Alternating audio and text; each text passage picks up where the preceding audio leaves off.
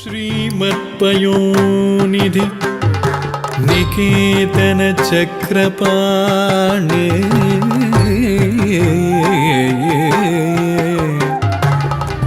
भोगीन्द्र भोगी मणिराजित पुण्यमूर्ते योगीश शाश्वत शरण्य भवाब्दि पोता लक्ष्मी नृसिंह मम देहि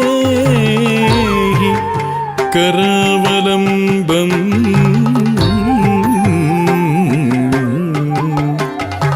लक्ष्मी नृसिंह मम देहि करावलम्बम्।